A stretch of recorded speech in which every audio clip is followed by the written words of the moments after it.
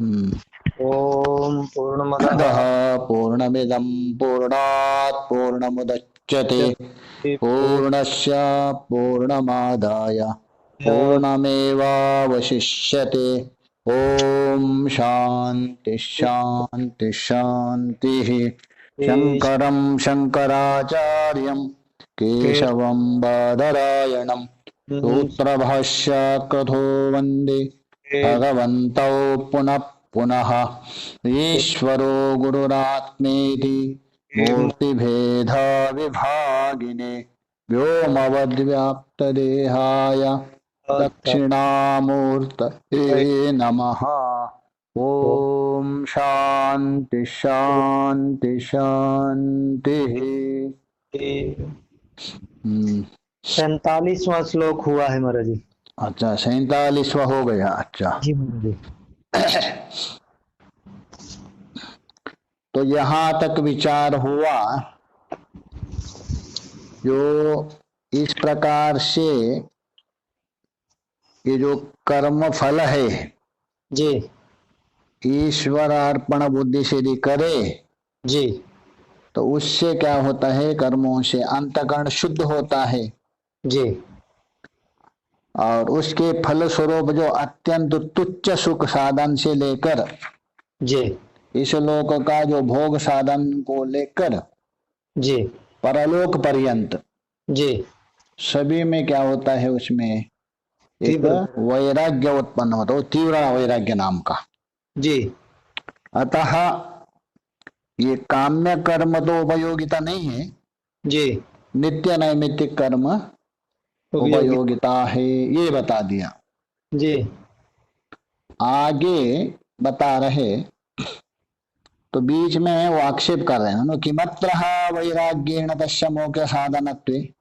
जी अच्छा, आपने बता दिया इससे पूर्व प्रकरण में जी जो तीव्र वैराग्य है जी वो स्वरूप वो आपने दिखा दिया, जी किंतु उस वैराग्य से सिद्ध क्या करना चाहते, जी उस वैराग्य से किसकी सिद्धि हो जाती। जी ठीक है, वैराग्य है, वैराग्य से कोई ना कोई सिद्ध होना चाहिए ना। जी क्योंकि यदि कहे मोक्ष का कारण माने जी तो इसलिए टीकाकार बोल रहा मोक्ष का कारण यदि मानते हो जी तो मोक्ष के प्रति वैराग्य कारण है, इसे कहा बताया नहीं कहा भी। जी जाना देव कैवल्य है तो ठीक है, ज्ञान तो बताया है जी। और वैराग्य से ही मोक्ष होता है इससे साधन तो नहीं देखा गया है। जी अथवा नहीं, मोक्ष का सहाकारी कारण भी नहीं बता दिया, जी तो भक्ति रेव गरीयसी वहां बता दिया। जी मोक्ष साधन सामग्र्या, जी मोक्ष मोक्ष साधन सामग्री में जी भक्ति को ही श्रेष्ठ माना है, जी अथवा मुमुक्षुता का वो भी माना है, मुमुक्षता। जी वैराग्य को तो माना नहीं है। जी इसलिए वैराग्य का क्या प्रयोजन है, जी तो ऐसे जिज्ञासा होने पर यहां बता रहे हैं मूल में। जी यस्माद् रजा तमो मलो उपसृष्टम एव चित्तम जी कामः वडिशेन आकृष्य विषय दुरांत सूनाः स्थानेषु निक्षिप्यते। जी यस्मात्, जी यस्मात् बोल तो जिस कारण से, क्योंकि जी रजः तमो मलः उपसृष्टः, जी रजोगुण और तमोगुणात्मक जो जी मल है, जी ये दो को मल माना है, जी क्योंकि एक आवरण शक्ति है, एक विक्षेप शक्ति है। जी ऐसा जो मल है उस मल से जी संसृष्ट, अर्थात मल से मलिन हुआ, मिला हुआ, जी अच्छे प्रकार से संतृष्ट हो गया। जी उससे केवल संतृष्ट नहीं, जी मलः उपसंतृष्टा, दोनों से अत्यंत आविष्ट हो गया। जी अर्थात उससे कलुषित हो गया। जी कौन? अंतकरण। जी ये बोल रहे रजो मलह तमो, रजो तमो मलह उपसंतृष्टम चित्तम। एव चित्तम, ये अंतकरण है। जी और कामः वडिशे न आकृष्यः, जी जो कामना रूपी जी वडिशा कहते हैं। जैसा एक मछली पकड़ने वाला देखा होगा, जो रस्सी से पकड़ते हैं ना, लकड़ी से, जी उसको बोलते हैं बंसी। बंसी जी हाथ में लकड़ी रहती है, जी उसमें एक तार बांधी रहती है, जी और तार का नीचे एक हुक रहता है। जी हुक में क्या करता है कि मांस का टुकड़ा लगाता है, जी और जल में ऐसे ऐसे डालते हैं, जी और उससे मछली आकर्षित हो जाती है, जी और मांस को खाते उसमें अटक जाती। जी मछली पकड़ने वाला ऐसे करते हैं, जी बंसी डालना बोल के। तो जिस प्रकार जो बड़ी शारता तो लोहे के निर्मित जो छोटी सी ऊपर हुक जैसा रहता है, जी उसमें कोई मांस का टुकड़ा आता है, कुछ लगा करके जी तो जल में उसको डालते हैं। जी और मछली क्या सोचती है, वो खाने का इच्छा मान करके वहां जाती है जी और उसमें फंस जाती है। जी तो वैसा ही यहाँ वडिशा कौन है? यहाँ वडिशा है काम, है आपका कामना रूपी वडिशा है। जो कामना है वही क्या है? लोहे से बना है वह कुंडी। जी और वो जो है वडिशा आकृष्य, जी अपने ओर खींच कर, जी जैसा जल में डाला हुआ वडिशा है, जी वो मछलियों को अपने तरफ से खींच लेता है। जी तो इसलिए कहा ना, कुरंग मातंग पतंग भृंगा मीना हता पंच बिरेव पंचा। जी कुरंगा, जी मातंगा, जी कुरंगम, पतंग, भृंग, मीना। जी जो मीना है ना, जी मछली जी मछली, वो रस से, जी तो रस से आकर्षित हो जाती जी और उस ओडिशा को खाने का इच्छा मान के खा जाती। जी तो वही बता रहे आकर्ष्य। यहाँ कौन है? आपकी कामना, आपकी इच्छा, जी वासना रूपी वडिशा है लवे का। जी वो अपने ओर खींच कर, जी इसलिए किसको खींच रहे? विषय दुरंत, जी शब्दादि विषय रूप दुरूहा। जी शब्दादि जो विषय है ना, जी ये विषयों को अपने तरफ से खींच करके। जी दुरंत बोल तो अत्यंत दुरूह है, अत्यंत कठिन है, भयंकर है। जी उनको शून स्थानीषु, जी शूना बोल तो पाप कहते, पंच शून गृहस्थस्य, जी हिंसके स्थानों में जी वे शब्दादि विषय रूपों को अपने तरफ से खींचता है, कौन? कामना रूप ओडिशा। जी और खींच करके क्या करता है? हिंसा के स्थानों में फेंक जी देता, निक्षिप्त। हिंसा इसीलिए है ना, वहां भी परांच खानी वितरण स्वयंभू, जी इंद्रियों का बहिर्मुख होना ही एक प्रकार की हिंसा है। जी अथवा इंद्रियों से अब अत्यधिक आकर्षित होने के बाद जी कामना उसको, विषयों को अपने तरफ से आकर्षित करती है, जी और विषयों से आकर्षित होने के बाद विषय में कोई व्यवधान यदि आ गया जी तो हिंसा में प्रवृत्त हो जाता है। जी इसलिए हम बता रहे हिंसा के स्थानों में निक्षिप बोल तो फेंक देता है। जी कौन? वो कामना, जी विषयों के द्वारा। अच्छा, जी किसको फेंक देता है? अतः वो जीवात्मा को, जी तो जीवात्मा को फेंक देता है। तो उसका भावार्थ ये है, जी मलिन जो अंतःकरण है, दूषित अंतःकरण वाला जीव, जी क्योंकि अनादि से जो वासना पड़ रही है, वनादि वासना है, जी उससे उसका अंतःकरण कलुषित हो गया। जी यद्यपि अंतःकरण स्वरूपता क्या है? शुद्ध है। जी बना किससे अंतःकरण आपका? सत्वगुणों से है ना। जी स्वरूपतः वो शुद्ध है। जी यदि स्वरूपतः शुद्ध ना हो, जी। अब क्या उसको शुद्ध कर सकते हैं क्या आप? नहीं हो सकता तो जी। इसलिए बोलते मन को शुद्ध करो, बुद्धि को शुद्ध करो बोलते। जी तो स्वरूपतः यदि शुद्ध ना हो तो कितना भी करो नहीं होगा। जी इसलिए स्वरूपतः वो सत्व गुण से उत्पन्न होने से शुद्ध है। जी ये जो अनादि कालीन जो वासना है, जी उनसे युक्त होने से वो दूषित हो जाता है। जी तो इन वासनाओं के द्वारा, कामनाओं के वश में होकर, जी परवश होकर, शब्द आदि विषय है ना, जी तत्परायण होता है। जी और इसके लिए उनका भोगने की इच्छा उत्पन्न होने से उसको बारंबार जन्म लेना पड़ता है, जी मरना पड़ता है। तो बस यही क्या है, उसको बार बार आना पड़ता है। उसका मूल कारण कौन है? वो ओडिशा, जी अर्थात कामना रूप लोहे का टुकड़ा। जी तो ही बता रहा है, निक्षिप्यते तस्मात् नित्य नैमित्तिक कर्म अनुष्ठान परिमार्जितेन अपविद्धः रजः तमो मलम प्रसन्न मना।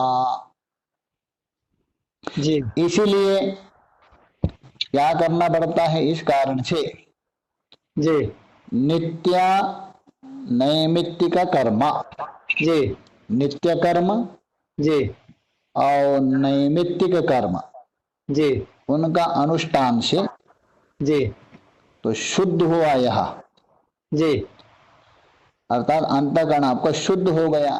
जी रजोगुण और तमोगुण है वो नेग भाव हो गया, शिथिलीकरण हो गया, जी तो दूर होकर, तो ये बोल रहे नैमित्य कर्म अनुष्ठान परिमार्जनेना, जी जैसा दर्पण है, जी उसका स्वभाव है आपका प्रतिबिंब दिखाना, जी किंतु यदि उसमें कोई मलिनता आ गई, जी नहीं दिखाता है, जी तो उसको आपको क्या करना पड़ेगा? संस्कार करना पड़ेगा। जी वैसे ही हमारा दर्पण कौन है? अंतःकरण दर्पण माना है। जी उस दर्पण में आप किसको देख सकते हैं? अपना स्वरूप को। जी स्वरूप का मतलब वास्तव स्वरूप, वो स्वरूप नहीं, जी क्योंकि मन में ही जाना जाता है ना। जी तो उसमें ये मल जमा है, जी तो रजोगुण तमोगुण, उसको आपने इन कर्मों के द्वारा हटा दिया जी तो अत्यंत निर्मल हो जाएगा। ये बात है परिमार्जनेन अपविद्ध, अपविद्ध बोल तो निराकृता, जी दूर होकर। जी कौन? रजः तमोमलम, जी रजो और तमोआत्मा का मल। जी यहां थोड़ा आपको भेद करना पड़ेगा। जी ये तमात्मक मल जी और रजात्मक विक्षेप, अच्छा जी दोनों को दूर करना पड़ेगा। जी दर्पण में आपको देखना हो, जी ये दो चीज आवश्यकता है। एक तो मल हटा दीजिए, जी और हिलना भी आपको रुकवाना पड़ेगा। जी यदि हिल रहे आप उस दर्पण में देखने पर भी जी टेढ़ा मेढ़ा दिखेगा। जी इसलिए उस मल को दूर करके जी प्रसन्नम अनाकुलम, उस समय में मन आपका बिल्कुल प्रसन्न जी और व्याकुलता शून्य। जी तो प्रसन्न इसलिए है, जी ये अपना तमोगुणात्मक मल हट गया, जी और अनाकुल इसलिए है, रजोगुणात्मक विक्षेप हट गया, जी इसलिए प्रसन्न भी है। व्याकुलता बोलते चंचलता शून्य, जी व्याकुल, रजोगुण हटने के कारण चंचलता शून्य है जी। हाँ व्याकुलता शून्य हो गया, अनाकुल हो गया। जी सम्मार्जिता, इस प्रकार अच्छे प्रकार से आपने मार्जन किया, उसको धो लिया। किससे? नित्या नैमित्तिक कर्म रूप जल से, जी तभी सम्मार्जिता। स्फटिक शिलाकल्पम, जी उस समय में वो स्फटिक मणि है, जी उसके समान अत्यंत एकदम निर्मल चमचम होता है मन। जी मतलब सत्व प्रधान रूप से ही रहेगा। जी तो स्फटिक भी क्या है, सत्व प्रधान है। जी तो स्फटिक के समान स्थित होता है मन। अतः जी कहने का मतलब निर्मल रूप से जी अपना स्वरूप में आ जाता है। जी स्फटिक शिलाकल्पम, कल्पम मतलब सदृशम। जी बाह्य विषय हेतु के नशा रागद्वेषात्मकेन अतिग्रह वडिशेन अनाकृष्यमाणम। जी और उस अवस्था में, किस अवस्था में, स्फटिक मणि के समान जी बिल्कुल शुद्ध सत्व स्वरूप होने से जी जो बाह्य जो विषय है, जी जो बाह्य जो भी शब्द आदि विषय है, जी तो उन विषय हेतु के ना, उन विषय रूप हेतु के द्वारा जी राग द्वेषात्मकेन, और राग द्वेषात्मक रूप अतिग्रह। जी वहां बृहदारण्यक उपनिषद है ना, जी उसमें कहा है जी इंद्रियों को ग्रह कहा दिया, अष्टो ग्रह। जी याज्ञवल्क्य से वहां प्रश्न किया था, जी तो उन्होंने कहा कति ग्रह, जी अष्टो ग्रह। जी और कति अतिग्रह, अष्टो अतिग्रह। जी इंद्रियों को वहां ग्रह कहा दिया। जी क्यों ग्रह कहा दिया? घृणाति विषयान इति ग्रह, अच्छा जी विषयों को ग्रहण करती है इसलिए उनका नाम ग्रह। जी और विषयों को कहा अतिग्रह। जी क्यों? इंद्रियों को अतिक्रमण करके अपने तरफ से खींच लेती है, जी इसलिए विषयों का नाम है अतिग्रह का। जी इंद्रियों को खींच लेते हैं अपने तरफ से, जी इसलिए राग द्वेषात्मक युक्त कौन? विषय। जी तो विषय रूप अतिग्रह रूप वो बलात् खींचने वाली जो वड़िशा से विषयों से प्रति आकृष्ट नहीं होता है। जी पहले तो राग द्वेषात्मक जो कामना है जी उस वड़िशा के द्वारा जी विषयों को खींचता था ना अपने तरफ से, जी उसको वड़िशा माना था। जी और उसके द्वारा क्या है, अपने इंद्रियों को अपने तरफ से खींचता विषयों को। जी अभी वो नहीं कर सकता है जी क्योंकि शुद्ध हो गए ना। जी तो इसलिए राग द्वेषात्मक विषय रूप अतिग्रह, अतिग्रह रूप जो विषय है ना, जी उससे खींचने वाला वड़िशा से विषयों के प्रति आकृष्ट नहीं होता है। जी विषय आपको खींचते रहेंगे जी किंतु आप उससे भी बलवान हो। जैसा वो जो उड़ीसा मछली को आपको अपने तरफ से खींचते रहेंगे, जी यदि समझदार मछली हो जी उसके पास आएगा ही नहीं, जी तो वैसे ही खींचने पर भी आकृष्ट नहीं होता। जी यही बता रहे। राग द्वेषात्मके अति बड़ी सेना अनाकृष्यमाणा, जी आकृष्ट नहीं होता है। जी क्यों नहीं होता है? मतलब उसका अंतकरण बिल्कुल शुद्ध हो गया जी सात्विक प्रदान स्फटिक मणि के समान हो गया। जी विदूतः अशेष कल्मषम, जी क्योंकि उसका संपूर्ण जो पाप रूप कल्मश है ना, जी तमोगुण और रजोगुण, जी वो निवृत्त हो गया।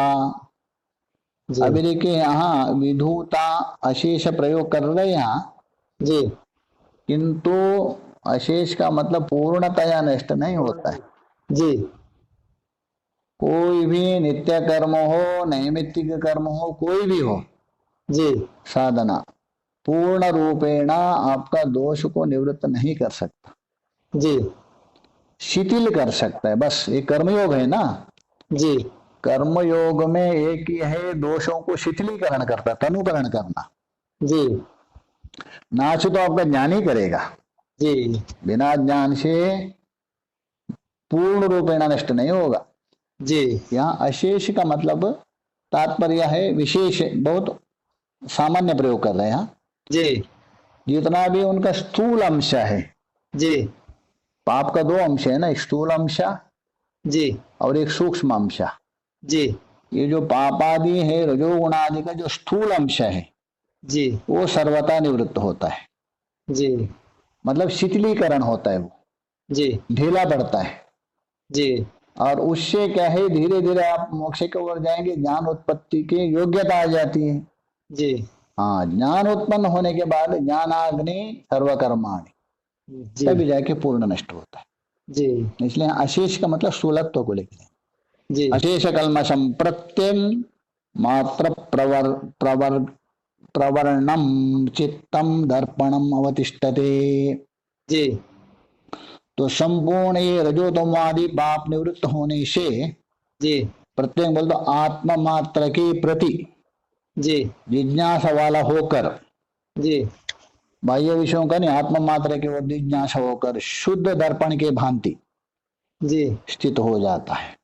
जी जैसे शुद्ध दर्पण, बस वो तैयार है, जी सामने आ जाओ मेरे, जी मैं प्रतिबिंब दिखाऊंगा। जी वैसे ही ये शुद्ध दर्पण के समान अंतःकरण उपस्थित है, जी अर्थात उस परमात्मा का प्रतिबिंब दिखाने के लिए जी तो उपस्थित है। इसी कारण बता रहे आगे, अतः अभिधीयते। जी उसी को एक आहार देखिए श्लोक के द्वारा आचार्य जी। जी व्युत्थिताशेष कामेभ्यो व्युत्थिताशेष कामेभ्यो यदा धीरवतिष्ठते यदा धीरवतिष्ठते तदेवा प्रत्यगात्मानम् तदैव प्रत्यगात्मानं स्वयमेवा विवक्ष्यति। स्वयमेवाविविक्षति।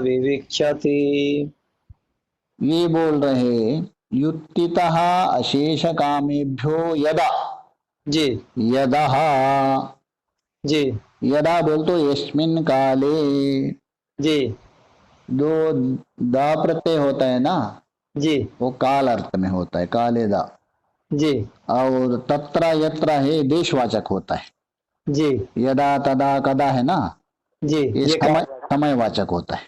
जी यत्र तत्र कुत्र है ना, जी ये देशवाचक होता है विशेष। जी तो यदा बोल तो यस्मिन काले, जिस काल में, जी युक्तितः किम, धी वहां से लेना, जी धी युक्तिता, जी धी मतलब बुद्धि, जी धी का मतलब बुद्धि, जी अर्थात विवेकी बुद्धि वाला पुरुष। जी तो धी युक्तितः अशेष कामेभ्य, जी जिस समय में जो बुद्धि है जी उसमें संपूर्ण कामना से रहित हो जाती। जी युक्तित का मतलब यद्यपि है उल्टा हुआ अर्थ होता है, जी किंतु यहाँ रहित अर्थ कर दीजिए। जी अशेष कामेभ्यो युक्तिता, जी संपूर्ण कामनों से रहित हुआ कौन, धी, जी जिस पुरुष की, बहुरी समाज कर दीजिए, जिस पुरुष की।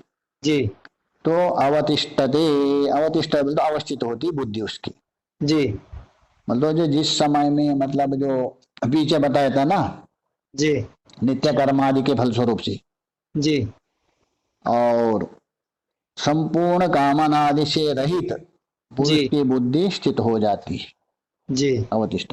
तदैव, जी यदः तदैव, जी अतः उसी काल में, जी प्रत्यगात्मानं स्वयमेवा अविविशति, जी उसी समय में जो प्रत्यगात्मा है, अंतरात्मा, जी स्वयं बोलता अपने आप ही किसी प्रयोजक के प्रेरणा के बिना, जी स्वयं का मतलब अन्य किसी के प्रेरणा के बिना अपने आप ही अंतरात्मा अभिव्यक्ति मतलब सम्मुख होकर प्रवेश करता है।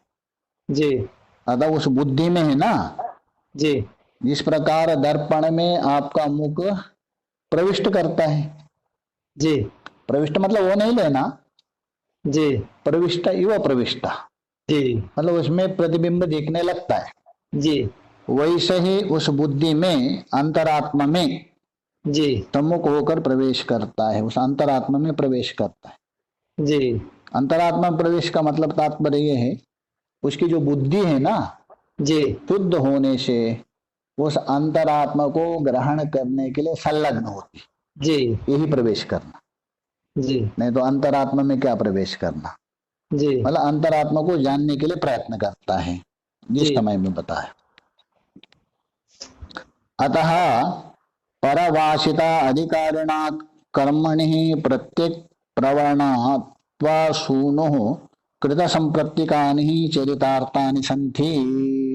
जी अतः, अतः बोल तो अस्मात् कारणात् परमः वशितः, परम वशितः अधिकारिणी, जी अर्थात परम वशिताधिकारिणी का मतलब है इससे सिद्ध होता है जिसने चित्त को बिल्कुल अपना वशीभूत किया है, जी ऐसे जो अधिकारिणी कारिणी।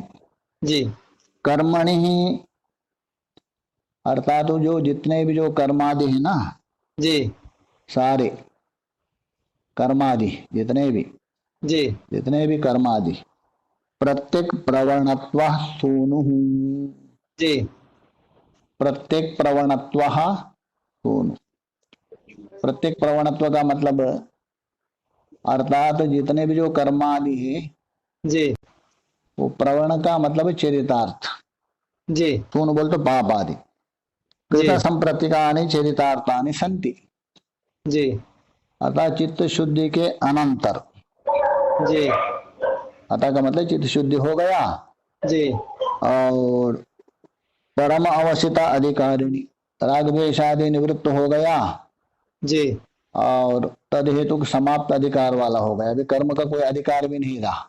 जी वो जो व्यक्ति है अपना जो पुत्र आदि में सारा कर्म समर्पण करके, इसलिए बोला कृत संप्रतिकानि, जी बृहदारण्यक में कहता है जी संप्रति कर्म, जी क्योंकि पिता यदि संन्यास लेके जाना चाहता है जी अथवा मरणासन्न हो जी तभी वो संप्रति कर्म करता है। जी पुत्र को बुला के कहते हैं तुम ब्रह्मा तुम यज्ञा तुम लोकाहा करके, जी ऐसे जो संप्रति कर्म है ना, जी वो पुत्र को समर्पित करके, जी अतः वो चरितार्थ हुआ कर्म निवृत्त हो जाता है। जी कर्म करके अंतःकरण शुद्ध हो गया, जी अभी कुछ अवशिष्ट कुछ अधिकार है वो पुत्र को सौंप देता है और चरितार्थ होता है, जी ये बता दिया। जी चलो श्लोक का लिए विचार करें अभी। ओम पूर्णमदः पूर्णमिदम् पूर्ण पूर्णात् पूर्णमुदच्यते पूर्णस्य पूर्णमादाय पूर्णमेवावशिष्यते। ओम शांति शांति शांतिः। शंकरं शंकराचार्यं केशवं बादरायणं सूत्रभाष्यात्कृतो वन्दे भगवन्तौ पुनः पुनः। ईश्वरो गुरुरात्मेति मूर्तिभेदविभागिने व्योमवद्व्याप्तदेहाय दक्षिणामूर्तये नमः। ओम शांति शांति शांति। प्रणाम महाराज। प्रणाम हरि ओम।